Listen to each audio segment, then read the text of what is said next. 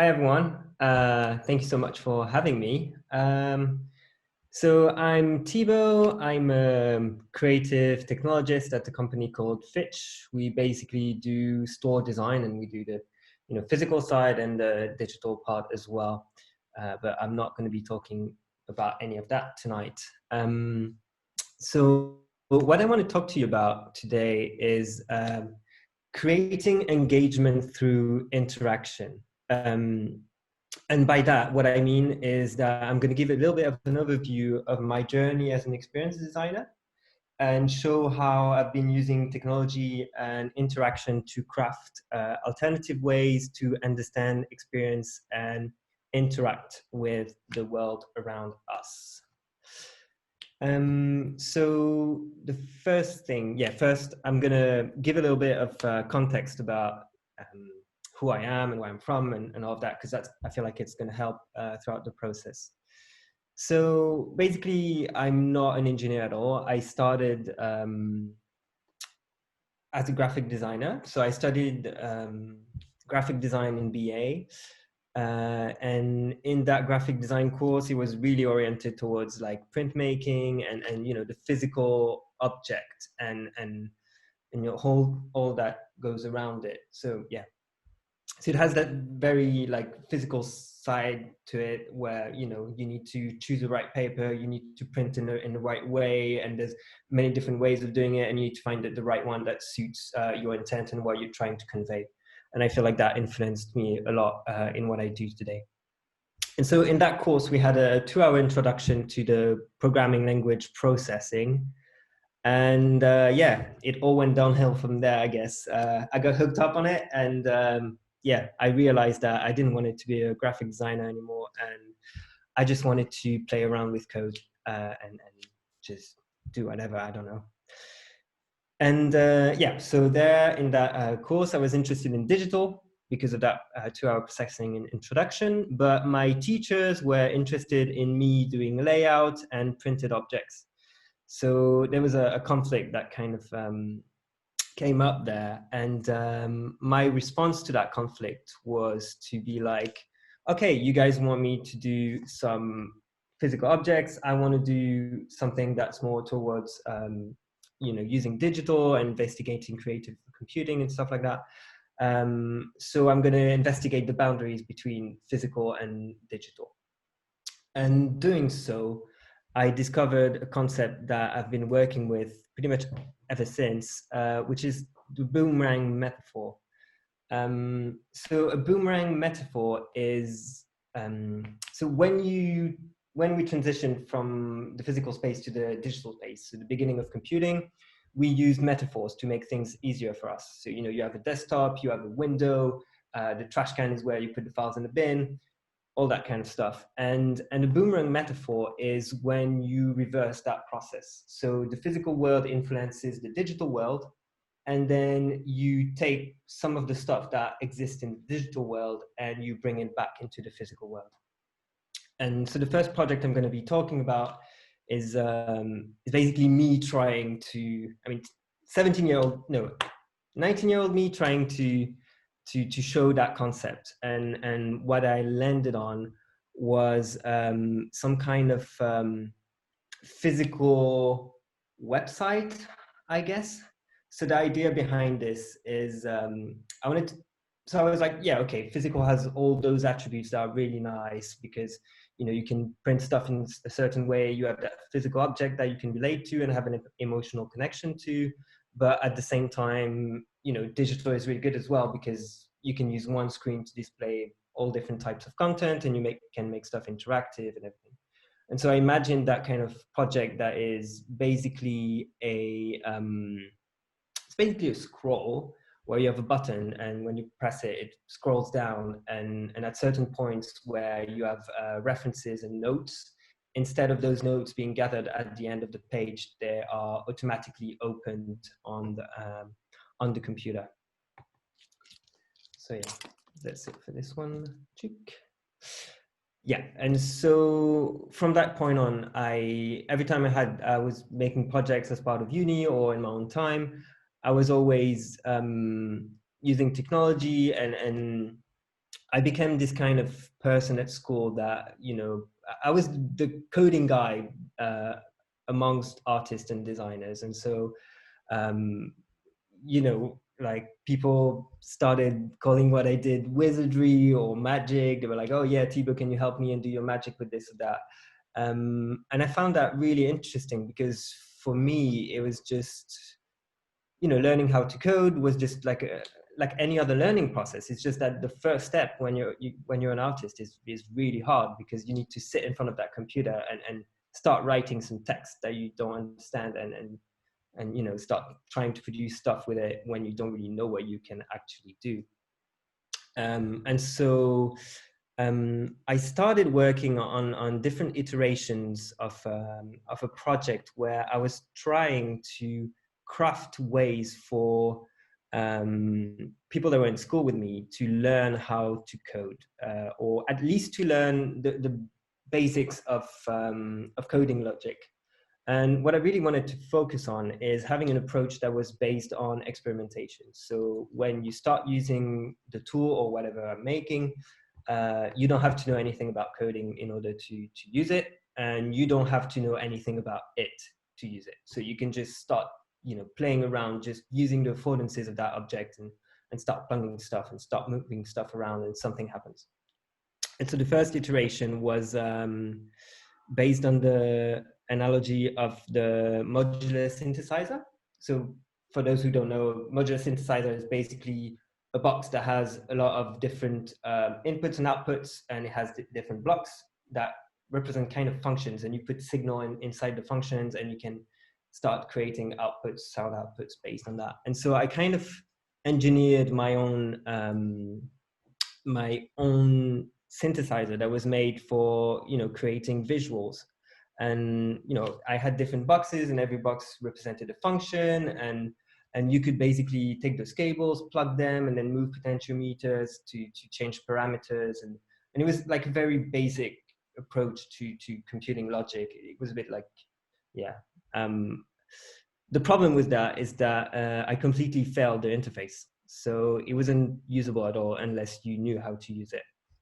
So I gathered some feedback and I did some workshops, and I landed on the second iteration, which was using Lego bricks to do kind of a similar thing. So in order to land on this, I did a few workshops where I asked creatives to start, you know, kind of using Lego to create languages that would allow them to perform visual tasks. So for example, how to draw a square would be you put a square and then, you know, building up from there. And from that point on, I started developing my own tool where you could very simply arrange Lego bricks on a plate according to a preset grammar. You had like some kind of dictionary, and you could just read what's in the dictionary and start plugging Lego bricks and pressing play, and you would be able to perform very basic creative coding. And the way I designed this one was using Scratch as well. So P5.js. So you'd be able to read the code and actually modify it before you run it in the browser. Again, that project was not a real success because it was still really hard for people to grasp how it worked. And, you know, I was kind of so yeah. But when doing that project, I did a couple of other experimentations, and this was one of them. This is basically some kind of game, I guess you can call it, that I created from that same concept of placing Lego bricks and making it a language. So what happens here is every brick has a meaning. So for example, the yellow brick would be, you know, rotate 20 degrees, and then the brown brick would be like go forward 10 steps. And just by creating those little characters, you could create a sequence that encoded the behavior of the character. And it wasn't about teaching people how to code, but this one worked really well because, you know, it was very instinctive for people. They could just start placing bricks and pressing play, and something would happen and it would look kind of magical, and they could experiment with it, and they could, trial and error and kind of figure out what was happening here, which for me was kind of a game changer. So moving on, I'm gonna talk about other projects that focus more on the ideas of making it simple, making it engaging, and making it fun. So as I said, I really like that that thing that happened with the Digital Bricks project, where people could start just creating little characters, and they would start moving around. And I wanted to investigate more that thing of learning by very simply experiencing something. And so Pigeon Vision was an example of that. So, oops, sorry, sound. Basically, that project was a school assignment where we needed to help other people understand how the visual apparatus of a pigeon works. And what we decided doing is, wait, I need to give more context first. So when pigeon walks, they bob their head. And the reason for that is they only can see clearly when their head is still. And so in order to recreate that, we created that pair of glasses. Whoops, sorry. We created that pair of glasses that would basically shut as soon as it would detect movement. And so it would force you to move a little bit, stop, wait until it opens, look around, and move again. And by doing that, you were kind of adopting the same behavior of a pigeon. And we thought that was, it was basically it was really funny to use, and also like you would get the concept quite quickly, and it was fun and it was engaging. And when we presented it, people really enjoyed using it, and that drove me to kind of want to dive deeper into that very simple way of dealing with interaction and including affordances of objects. So this page is just to show a little bit of process around it. So all the different prototypes that we did, was a really fun project. So this project there's nothing digital in that project. It's a very physical one, but I thought it would be nice to talk about it because again, it portrays quite well that intent of making interaction happen in a very intuitive way for the user. So on this project, we wanted to convey, to help people realize and be aware of their sense of proprioception. So that's the awareness of your own body in space. And it has to do also with the way you balance. And our response to that brief was to create a pair of shoes that had modular slots under it. And you had loads of those different colored bricks that you could plug under the shoes. And the idea behind this project was that you could create your own pair of shoes, and then you could experience walking with them and see how the shape basically modified your way of walking around and of balancing yourself on your feet. Yeah, so this is a picture of my colleague Valeria when we showed the project at the Open Senses Festival. And at the bottom, you can see the design that we made. I mean, that's an earlier prototype, but you had those little holes where you could plug the different modules. And whoops, sorry. And the video there is just a very early prototype. Again, I really like to show the process every time because, I feel like, that's the way I work. I always work in very quick iterations, and I always start with cardboard and very crappy designs, and then it evolves. But I think that first step of having a very shitty ideas in 2 minutes and giving it some sort of life is fascinating, at least to me. Yeah. Then diversified nature. This project, again, that also has something to do with having a very intuitive interaction, but this one responds more to a a bit more of a weird brief. So I got contacted by this guy called Eden, who organizes a lot of queer parties and events in London. And he wanted me to collaborate on some artwork. And what I wanted to do is to support the diversity in these party/art events. And so what I created was a generative landscape, basically. And you could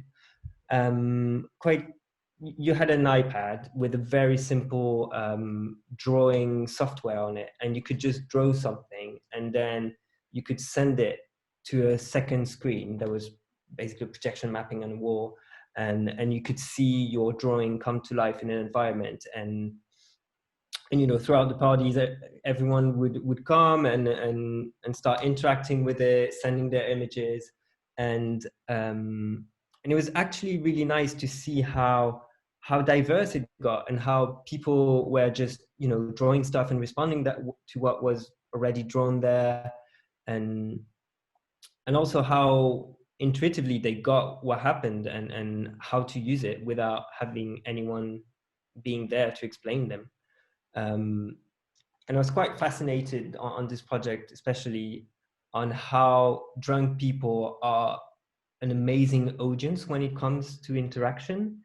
Because, you know, when you're in an environment that is a party, like, people just don't really care about people watching them, and there's a lot of people around, and so there's no kind of fear of interacting, or fear of people looking at what you're doing.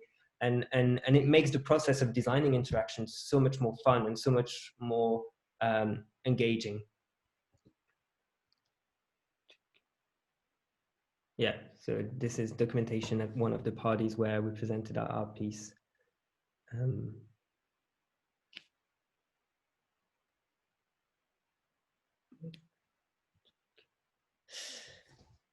Okay, so that is it for projects.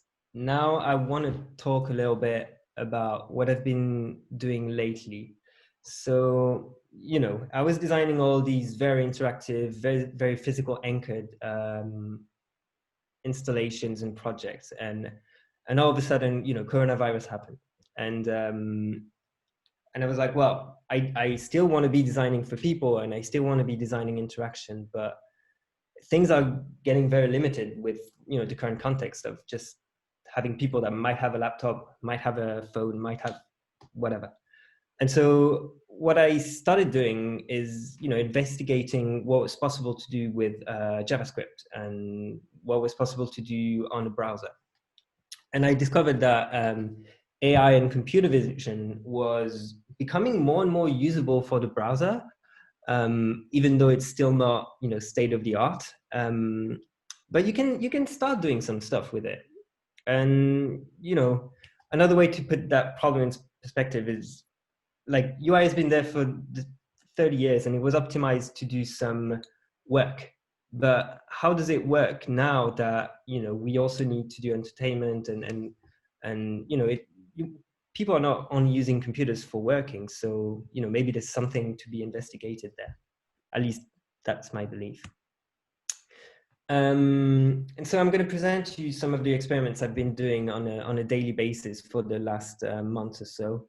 And I've been focusing on two JavaScript frameworks that have been developed by Google lately, which are MediaPipe Face Mesh, which is basically mapping a mesh on top of a camera feed or an image, and MediaPipe Hand Pose, which is same process but for the hands.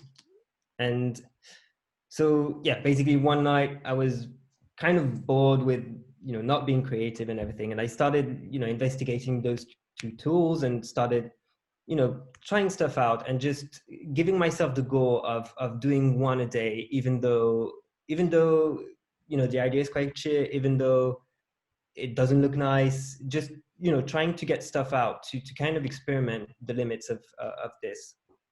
And so that was one of the first experiments that I did, where I just, you know, use my head to kind of navigate a street view style image.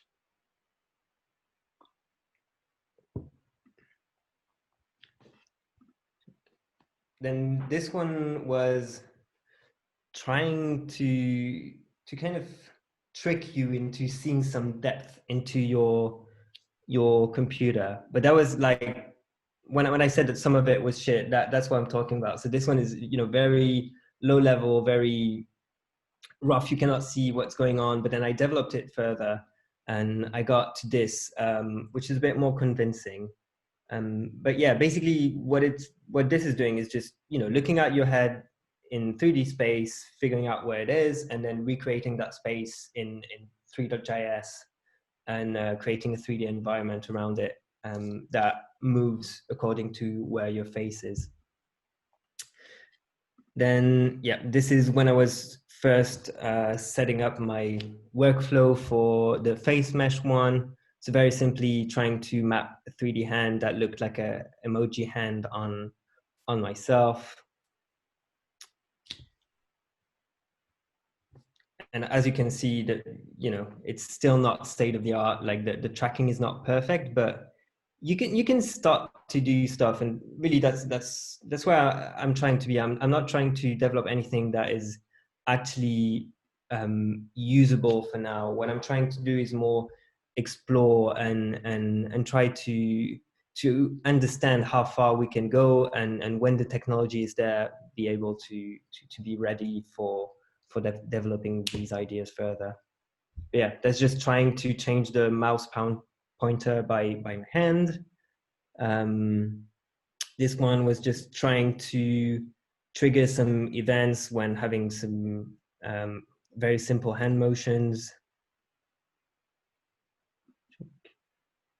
This one was trying to do some drag and drop.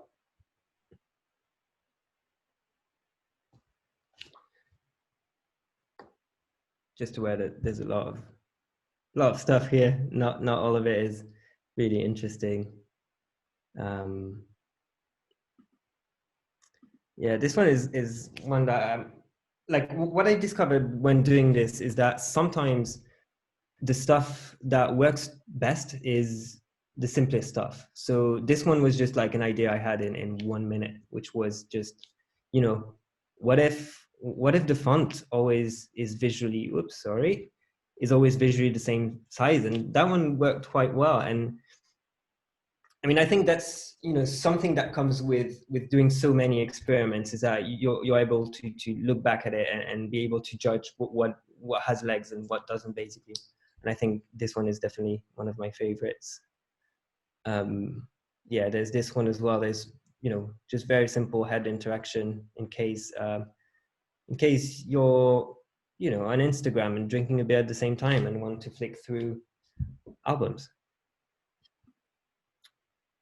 This one is also one of the ones I really like. It just slants the text according to your head.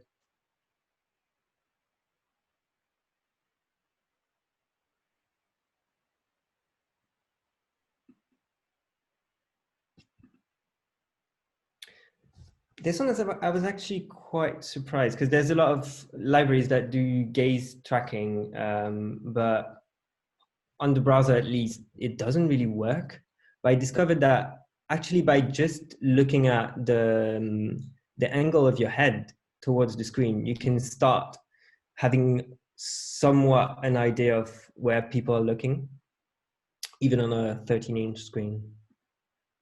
And yeah, oh my God, that was abrupt. But yeah, I guess that's me. Just to wrap it up, yeah, for now, all these experiments are quite, you know, basic and simplistic. But I guess what I'm trying to say with it is that, you know, designing interaction is really something that comes with experimentation and prototyping. And you cannot get it right the first time, because in order to know if the interaction works or not, you need to try it out, and, you know, you need to experiment it with yourself, and then you need to have other people trying it. That is why none of these experiments, you know, I'm pretty much the only one who tried them all, because I know that if other people try them, it's going to be another phase of research, and it's going to, a lot of problems are going to arise from that, which for now is not what I'm trying to do. I'm more trying to explore whatever's possible. Yeah, that's me. Just going to try to stop sharing. Cool. Nice one, Thibaut. It's yeah, some interesting stuff there. And I think you're right. It's normally the simplest ones which sort of come out the best. And yeah, you never really know until you start trying, and these accidental sort of miracles come out every now and then. So yeah, nice. Does anybody? I don't think anyone. Yeah, everyone's got any questions. I like the drunk user stuff. There's a saying in UX where you assume the user is drunk, but you literally worked with drunk users. So Yeah, that was actually one of the, like, nowadays when nowadays, not nowadays, but whenever I have the opportunity to design for an event, I try to make sure that it's an event where people are going to be drunk, because then it's fun. Like, or kids is also best ever. Drunk kids. Yeah, drunk kids. No, but like, one of the things that really mesmerizes me is when you go to the science museum and there's an area designed for kids, and it's the most beautifully designed and interactive area of the whole space, and you have that thing going on with kids where they don't care about how people are looking at them, and they just interact with stuff, and it makes things so much more fun, I guess. And it's pure. Like, you find that when you like user test stuff with adults, they get scared that they think they did something wrong. But with kids and stuff, they assume everything is not built for them. Yeah. Did you ever see like the stuff done by, I think it's Brett Victor on Dynamic Land? Because he did some like physical computing. It's sort of very similar to the stuff you did with the analog synth, where he was like bringing computer programs like as physical pieces of paper, and they get projectors, and you can sort of connect them together in the physical space. The project doesn't ring a bell, but I've done extensive research before designing that, so I probably wouldn't know it visually, but if you can send it to me, that'd be amazing. I'd love to look at it. Oh, Luke has a question about digital bricks. Go ahead, Luke. Oh yeah. I just that really stood out to me. I'm really interested in being able to just program by placing Lego bricks. I know you said that, like, there were some things that were wrong with it, but I mean, is there anywhere where there's more information about digital bricks and what you found? I'm sort of really interested to see, like, what bricks did what, and the different functions behind them. I'd really love to give it a go, or like try something out in the browser like that. Unfortunately, no, all the information there is on my website, and I'm very bad at documenting my stuff. But yeah, I can just talk a little bit about the basic way it worked. So it was just so you had all different colors of bricks, and every color meant a different class of things, I guess. So for example, the orange brick was a variable, so you would declare a variable by placing an orange brick, and then you'd be able to say, like, gray bricks were numbers, so you could place one gray brick for 10, 2 gray bricks for 11, and then you had a iterator brick, which was yellow, where you said, like, every time you loop again, you add 1 to that variable, and then you'd be able to reuse that variable by using that same shape of orange brick. Wow. It was kind of a gas factory, to be honest. That's amazing. That honestly sounds amazing. So sorry, just really quickly. Sorry, everyone. So does that mean if you have, like, one variable could be an orange brick that's 1, I don't know what they called, the tabs long, and then another variable would be an orange brick that's 2 buttons long? Yeah. Wow, that's really cool. That's really the shape of your orange brick would be the name of the variable, kind of. Yeah, that makes sense. Wow. Yeah, what I really wanted to cover with that project was to be able to get people to do if and for loops. Right.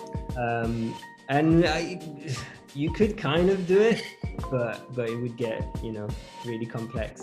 Yeah. Cool. Thanks very much. Thank you.